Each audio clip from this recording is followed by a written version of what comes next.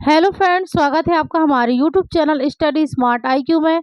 और मैं हूं सबा परवीन और आज हम फिर पढ़ने जा रहे हैं एसएससी एमटीए 2025 के लिए जीके जीएस की क्लास, जिसमें हम डिस्कस कर रहे हैं प्रीवियस ईयर क्वेश्चंस। और ये हमारी क्लास 48 है। इससे पहले हम 47 क्लासेस कर चुके हैं और आज इस क्लास में हम पढ़ने वाले हैं 4 सितंबर 2023 शिफ्ट 1 के जीके जीएस के previous year questions. So I hope आपको ये वीडियो पसंद आती हो और ऐसे ही वीडियो देखने के लिए हमारे चैनल को लाइक करें, शेयर करें, सब्सक्राइब करना ना भूलें। तो चलिए स्टार्ट करते हैं आज की क्लास। सो फर्स्ट है, निम्नलिखित में से कौन सी झील खारे पानी की झील है? सुपीरियर, चिल्का, मालावी या टीटीकाका। तो इनमें से कौन सी झील खारे पानी की झील है? तो इनमें से जो खारे पानी की झील है वो है चिल्का झील। ठीक है, right answer option B, Chilka झील यह खारे पानी की झील है। ठीक है, चिल्का झील यह भारत की और एशिया की सबसे बड़ी खारे पानी की झील है। ठीक है ना, सबसे बड़ी खारे पानी की झील है चिल्का झील और यह दुनिया की दूसरी सबसे बड़ी खारे पानी की झील है। ठीक है, दुनिया की दूसरी सबसे बड़ी खारे पानी की झील है चिल्का झील। ठीक है, फिर बात करें सुपीरियर झील। तो सुपीरियर झील यह मीठे पानी की झील है। ओके, यह मीठे पानी की झील है और यह क्षेत्रफल के हिसाब से, क्षेत्रफल के अनुसार यह दुनिया की सबसे बड़ी झील है। ठीक है, क्षेत्रफल के हिसाब से दुनिया की सबसे बड़ी झील है सुपीरियर झील। फिर है मालावी झील। तो यह भी मीठे पानी की झील है और यह अफ्रीका की तीसरी सबसे बड़ी झील है। ठीक है, अफ्रीका की तीसरी सबसे बड़ी झील है। ओके, फिर है टीटीकाका। तो यह है दक्षिण अफ्रीका की सबसे बड़ी झील है। ठीक है, दक्षिण अफ्रीका की सबसे बड़ी झील है टीटीकाका। ओके, चलिए आगे बढ़ते हैं हम नेक्स्ट क्वेश्चन की तरफ। सो नेक्स्ट है, विंग्स ऑफ फायर किसकी आत्मकथा है? रतन टाटा, इंदिरा गांधी, सुभाष चंद्र बोस या एपीजे अब्दुल कलाम। तो विंग्स ऑफ फायर यह किसकी आत्मकथा है? तो यह आत्मकथा है एपीजे अब्दुल कलाम की। Right answer option D, APJ Abdul Kalam की यह पुस्तक है विंग्स ऑफ फायर। ठीक है, यानी कि उनकी आत्मकथा। बात करें एपीजे अब्दुल कलाम, तो यह भारत के 11वें राष्ट्रपति थे। ठीक है ना, भारत के 11वें राष्ट्रपति थे और एपीजे अब्दुल कलाम इन्हें मिसाइल मैन के नाम से जाना जाता था। ठीक है ना, भारत का मिसाइल मैन के नाम से इन्हें जाना जाता था, एपीजे अब्दुल कलाम को। ठीक है, फिर बात करें हम सुभाष चंद्र बोस। तो सुभाष चंद्र बोस इन्हें नेताजी के नाम से जाना जाता है। इन्होंने अखिल भारतीय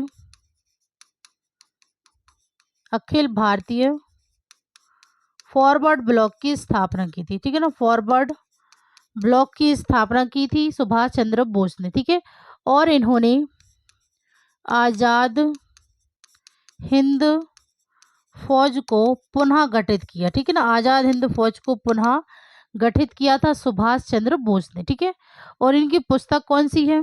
तो इनकी पुस्तक है द इंडियन स्ट्रगल। ठीक है, द इंडियन स्ट्रगल यह इनकी पुस्तक है सुभाष चंद्र बोस की। ओके, फिर बात करें इंदिरा गांधी। तो इंदिरा गांधी इन्हें आयरन लेडी के रूप में भी जाना जाता है। ठीक है, इंदिरा गांधी को आयरन लेडी के रूप में भी जाना जाता है और यह भारत की पहली और अब तक की एकमात्र महिला प्रधानमंत्री थी। ठीक है ना, भारत की पहली और अब तक की एकमात्र महिला प्रधानमंत्री रही हैं इंदिरा गांधी। ओके, फिर है रतन टाटा। तो रतन टाटा यह एक उद्योगपति थे। ठीक है, रतन टाटा यह एक उद्योगपति थे और टाटा सन्स के पूर्व अध्यक्ष थे। ठीक है, टाटा सन्स के पूर्व अध्यक्ष थे रतन टाटा। ठीक है, चलिए आगे बढ़ते हैं। नेक्स्ट है, भारतीय संविधान का कौन सा अनुच्छेद भारतीय नागरिकों के मौलिक कर्तव्यों को परिभाषित करता है? अनुच्छेद 51A, अनुच्छेद 41B, अनुच्छेद 49C, अनुच्छेद 21A। तो कौन सा अनुच्छेद भारतीय नागरिक की, ठीक है, के मौलिक कर्तव्यों को परिभाषित करता है? तो भारत के नागरिकों के मौलिक मौलिक कर्तव्यों को परिभाषित करता है, तो ये है अनुच्छेद 51A। Right answer option A, अनुच्छेद 51A, जो कि, और ये मौलिक कर्तव्य ये भाग 4A में है, ठीक है ना, भाग 4A में है मौलिक कर्तव्य, ठीक है। मौलिक कर्तव्य ये कहाँ से लिए गए हैं? तो ये लिए गए हैं सोवियत संघ रूस से, ठीक है। मौलिक कर्तव्य लिए गए हैं। मौलिक कर्तव्य इन्हें 1976 में 42वें संशोधन अधिनियम द्वारा, ठीक है ना, 42वें संवैधानिक संशोधन अधिनियम द्वारा, ठीक है, 10 मौलिक कर्तव्य जोड़े गए थे, ठीक है। और ये स्वर्ण सिंह समिति की सिफारिशों पर जोड़े गए थे, ठीक है, मौलिक कर्तव्य। और 2002 में 86वें संशोधन अधिनियम द्वारा 11वां मौलिक कर्तव्य जोड़ा गया था। ओके ठीक है, चलिए आगे बढ़ते हैं। नेक्स्ट है पद्मश्री पुरस्कार से सम्मानित गुरु के कल्याण सुंदरम पिल्लई, जो एक प्राचीन परंपरा को जीवित रख रहे हैं, जिनको डैश के क्षेत्र में उनके योगदान के लिए पद्मश्री 2023 से सम्मानित किया गया है। कुचिपुड़ी, कथकली, भरतनाट्यम, मोहिनीअट्टम। तो पद्मश्री पुरस्कार से सम्मानित गुरु के कल्याण सुंदरम पिल्लई, ठीक है, जो कि एक प्राचीन परंपरा को जीवित रख रहे हैं, जिनको किसके क्षेत्र में उनके योगदान के लिए पद्मश्री 2023 सम्मानित किया गया? तो ये किया गया है भरतनाट्यम के, ठीक है, भरतनाट्यम के क्षेत्र में। तो भरतनाट्यम ये है right answer option C. Bharatanatyam ये कहाँ का शास्त्रीय नृत्य है? तो ये है शास्त्रीय नृत्य है तमिलनाडु का, ठीक है। मोहिनीअट्टम ये है केरल का है। कथकली ये भी केरल का है। कुचिपुड़ी ये है आंध्र प्रदेश का है। इसके अलावा 4 और शास्त्रीय नृत्य जो कि मणिपुरी, मणिपुर का, सत्रिया असम का, कथक उत्तर प्रदेश का, और उड़ीसी जो कि है उड़ीसा का, ठीक है। तो ये 8 शास्त्रीय नृत्य हैं संगीत नाटक अकेडमी के अनुसार, ठीक है। तो आप इसे ध्यान रखिएगा, ये हर प्रीवियस ईयर क्वेश्चन में लगभग पूछे ही गए हैं, ठीक है। चलिए आगे बात करते हैं। तो नेक्स्ट है राज्य चुनाव आयुक्त की नियुक्ति कौन करता है? राज्यपाल, अध्यक्ष, मुख्यमंत्री या महाधिवक्ता? तो राज्य चुनाव आयुक्त की नियुक्ति राज्यपाल करता है, ठीक है। राइट आंसर है ऑप्शन ए, राज्यपाल। ओके, नेक्स्ट है भारत में राष्ट्रीय जल मार्ग 2 किस नदी पर विकसित किया गया है? ब्रह्मपुत्र, कृष्णा, गंगा या नर्मदा? तो भारत में राष्ट्रीय जल मार्ग 2, ठीक है, यह विकसित किया गया है ब्रह्मपुत्र नदी पर। राइट आंसर है ऑप्शन ए, ब्रह्मपुत्र नदी। अब हम बात करें कि ब्रह्मपुत्र नदी कहाँ से निकलती है, ठीक है। तो यह निकलती है, एक मिनट, यह निकलती है तिब्बत में कैलाश पर्वत, कैलाश पर्वत के मानसरोवर झील, मानसरोवर झील, चैमा युंगडुंग ग्लेशियर से यह निकलती है, ठीक है। तिब्बत में कैलाश पर्वत के मानसरोवर झील के चैमायुंगडुंग ग्लेशियर से निकलती है ब्रह्मपुत्र नदी, ठीक है। इसे कई नाम से जाना जाता है, जैसे तिब्बत में सांगपो, ठीक है, अरुणाचल प्रदेश में दिहांग, और बांग्लादेश में जमुना के नाम से जाना जाता है, ठीक है। और इसे लाल नदी भी कहा जाता है, ब्रह्मपुत्र नदी को। ओके, फिर एक मिनट, ठीक है। फिर बात करें कृष्णा नदी। तो कृष्णा नदी ये कहाँ से निकलती है? तो यह निकलती है महाबलेश्वर सतारा महाराष्ट्र से, ठीक है। महाबलेश्वर सतारा महाराष्ट्र से यह निकलती है। गंगा नदी तो यह निकलती है उत्तराखंड के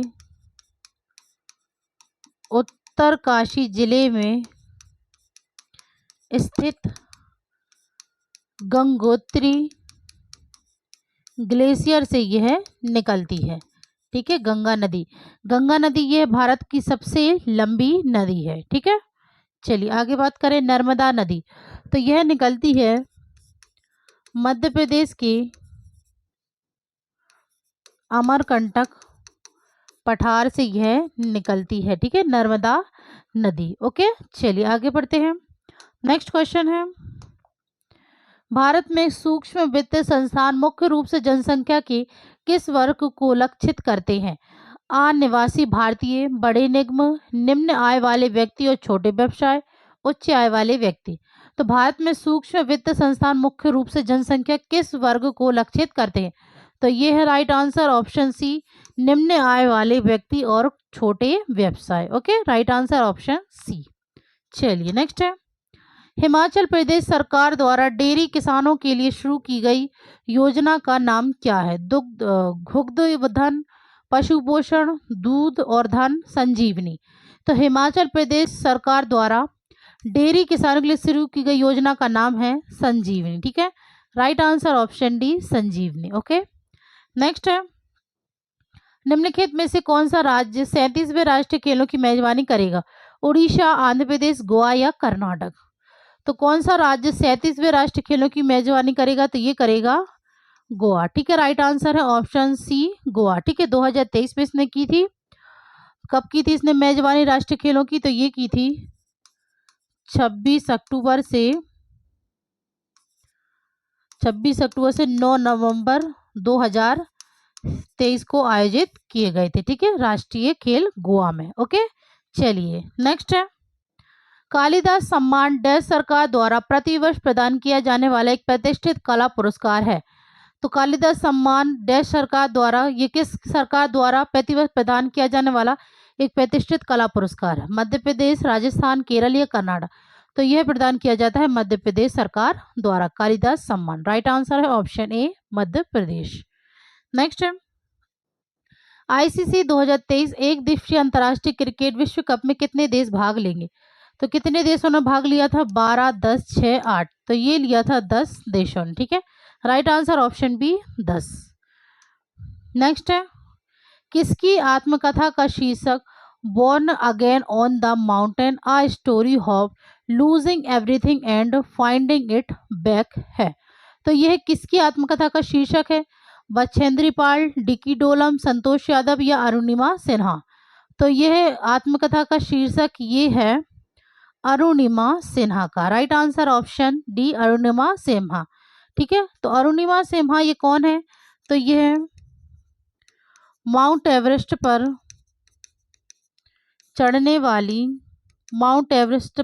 वाली पहली विकलांग महिला है, ठीक है। माउंट एवरेस्ट पर चलने वाली पहली विकलांग महिला है भारत की और दुनिया की, ठीक है ना, ठीक है। दुनिया की माउंट एवरेस्ट पर चढ़ने वाली पहली विकलांग महिला है अरुणिमा सिन्हा, ठीक है। फिर संतोष यादव, तो यह माउंट एवरेस्ट पर चढ़ने वाली 2 बार चढ़ने वाली, ठीक है ना, दुनिया की 2 बार माउंट एवरेस्ट पर चढ़ने वाली महिला है, माउंट एवरेस्ट पर चढ़ने वाली महिला, ठीक है। इन्होंने 2 बार माउंट एवरेस्ट की चढ़ाई की है, ठीक है। फिर डिकी डोलमा, तो यह सबसे कम उम्र की माउंट एवरेस्ट पर चलने वाली महिला है, ठीक है। फिर है बछेंद्री पाल, तो यह माउंट एवरेस्ट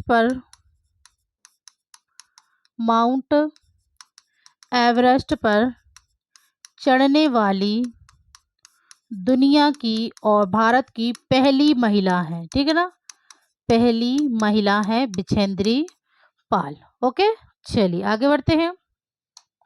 नेक्स्ट है, निम्नलिखित में से कौन सी मुद्रा की विशेषता नहीं है? शुभ्यता, भंगुरता, विभाज्यता या सहनशीलता। तो इनमें से जो मुद्रा की विशेषता नहीं है वो है भंगुरता, ठीक है। राइट आंसर ऑप्शन बी, भंगुरता। नेक्स्ट है, दिए गए विकल्पों में से कौन सा विकल्प प्रतिध्वनि उत्पन्न करता है? पहला है ऑप्शन ए, जब ध्वनि परावर्तित होती है। बी, जब ध्वनि तरंगे किसी ठोस माध्यम से होकर गुजरती हैं। सी, जब ध्वनि तरंगे किसी तरल माध्यम से होकर गुजरती हैं। डी, जब ध्वनि तरंगे निर्वात से होकर गुजरती हैं। ठीक है, तो इनमें से कौन सा विकल्प प्रतिध्वनि उत्पन्न करता है? तो ये है ऑप्शन ए, जब ध्वनि परावर्तित होती है। ओके, चलिए नेक्स्ट है, किसकी दो परंपराएं हैं? एक है संकीर्तन जो भक्ति पहलू है और दूसरी है रास। तो किसकी दो परंपराएं हैं? ओडिसी शास्त्रीय नृत्य या मणिपुरी नृत्य या छऊ। तो ये जो दो परंपराएं हैं, एक है संकीर्तन जो भक्ति पहलू है और दूसरी है रास। तो ये है मणिपुरी नृत्य की। Right answer option C, Manipuri नृत्य की। ओके, नेक्स्ट है, डॉक्टर भूपेंद्र कुमार हजारिका ने 2019 में कौन सा क्षेत्र में भारत रत्न पुरस्कार जीता? साहित्य, संगीत, खेल या विज्ञान। तो भूपेंद्र कुमार हजारिका ने 2019 में संगीत क्षेत्र में, ठीक है, राइट आंसर ऑप्शन बी, संगीत क्षेत्र में भारत रत्न पुरस्कार जीता था। ओके, चलिए नेक्स्ट है, बंगाल की खाड़ी में स्थित विश्व का सबसे बड़ा डेल्टा सुंदरवन किस प्रकार की वनस्पति का प्रतिनिधित्व करता है? उष्णकटिबंधीय पर्णपाती वन, मैंग्रोव वन या अर्ध सदाबहार वन। तो बंगाल की खाड़ी में स्थित विश्व का सबसे बड़ा डेल्टा सुंदरवन यह है मैंग्रोव वन की। ठीक है, right answer option C, mangrove वन की वनस्पति का प्रतिनिधित्व करता है। ओके, चलिए नेक्स्ट है, अरब सागर में मुंबई उच्च क्षेत्र किसके खनन के लिए जाना जाता है? यूरेनियम, कोयला, तांबा या खनिज तेल। तो अरब सागर में मुंबई उच्च क्षेत्र ये किसके खनन के लिए जाना जाता है? तो ये जाना जाता है खनिज तेल के लिए। Right answer option D. Okay, next है, निम्नलिखित में से किस वर्ष बाल विवाह प्रतिषेध अधिनियम पारित किया गया था? 1949, 1939, 1950 या 1929 में। तो बाल विवाह प्रतिषेध अधिनियम पारित किया गया था 1929 में। Right answer option D. Okay, next है, भारत की जनगणना 2011 के अनुसार उच्चतम साक्षरता दर दर्ज करने वाले राज्य और केंद्र शासित प्रदेशों को सही युग्मों की चयन कीजिए। मिजोरम और लक्षद्वीप, केरल और चंडीगढ़, गोवा, पुदुचेरी और केरल और लक्षद्वीप। तो 2011 की जनगणना के अनुसार उच्चतम साक्षरता दर्ज, ठीक है, दर्ज करने वाले राज्य और केंद्र शासित प्रदेश की सही युग्म की पहचान। तो ये है केरल और लक्षद्वीप। ठीक है, राज्य में केरल और केंद्र शासित प्रदेश में Lakshadweep. Right answer option D. Okay, next है, पूर्वी भारत में फैले कई आदिवासी समुदायों में साल के वृक्ष का बहुत महत्व है। उदाहरण के लिए झारखंड में वृक्ष के सम्मान में डैश त्योहार मनाया जाता है? कर्मा, टुसु पर्व, सरहुल या सोहराई। तो झारखंड में वृक्ष के सम्मान में जो त्योहार मनाया जाता है वो है सरहुल। राइट आंसर ऑप्शन सी।